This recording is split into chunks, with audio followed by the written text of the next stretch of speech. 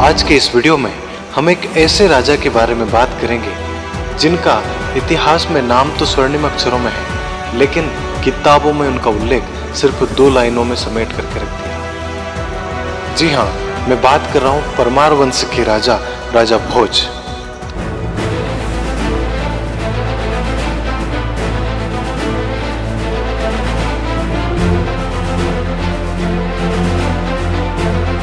वो विक्रमादित्य के वंशज माने जाते हैं, जो धर्म, नीति और प्रजा के हित के लिए अपना पूरा जीवन न्यौछावर कर दिए थे। राजा विक्रमादित्य सत्यवादी और न्यायप्रिय तथा प्रजा वात्सल्य थे। उनके राज्य में प्रजा कभी दुखी नहीं रहती थी। वो अपने राज्य को संतान के रूप में देखभाल करते थे।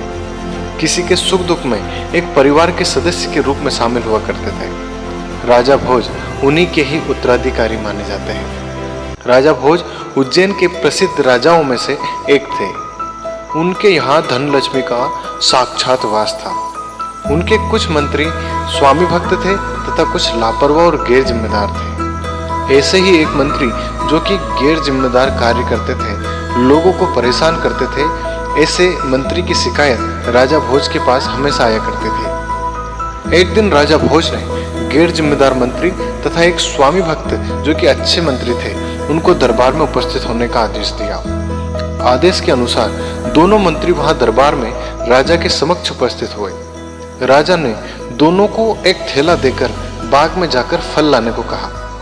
दोनों मंत्री शाही बाग में जाकर फल तोड़ने लगे। अब जिम्मेदार और स्वामी भक्त मंत्री ने अपने राजा के लिए सुंदर, स्वादिष्ट और ताजे फलों को चुना और अपना थैला भर लिया।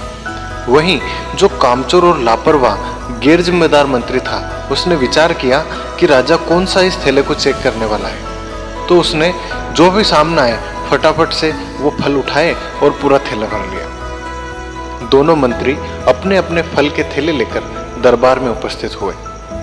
इधर राजा भोज ने अपने सिपाहियों को आदेश दिया कि दोनों मंत्रियों को थैले के साथ कैद खाने में कैद कर दिया जाए। आदेश का पालन हुआ। दोनों मंत्रियों को थैलों के साथ कैद कर दिया गया। राजा ने आदेश दिया था कि उन्हें भोजन न दिया जाए। ऐसा ही हुआ। दोनों अलग अलग कोठरी में कैद थे। भूख लगती तो थैले से फल निकालकर खा लेते और अपनी भूख को शांत करते। जिस मंत्री के पास स्वादिष्ट और अच्छे फल थे, वो ज्यादा दिन तक फल को खाता रहा, जबकि जो गैर जिम्मेदार और लापरवाह मंत्री था, उसके फल तुरंत खराब हो गए और बर्बाद हो गए, क्योंकि उसने फल का चुनाव ठीक प्रकार से नहीं किया था। हालत ये हुई कि वो मंत्री बीमार हो गया और उसे उपचार के लिए ले गए। जब वो ठीक हुआ तो उसे दरबार में उपस्थित किया गया। राजा भोज ने मंत्री को समझाया कि ये जीवन एक सुंदर बाग के रूप में है। यहाँ सुंदर और स्वादिष्ट फल के अनुरूप अपने जीवन को चुनना चाहिए, उत्तम व्यवहार करना चाहिए और अपने इस छोटे से जीवन रूपी झोले को भरते रहना चाहिए। बुरे कर्म बुरे समय में काम नहीं आते, अच्छे कर्म ही बुरे समय में काम आते हैं। इसलिए सभी को अच्छे कर्म करना चाहिए। उस मंत्री को अपनी गलती का एहसास हुआ और उसने अपने आप को सुधारने का निश्चय किया।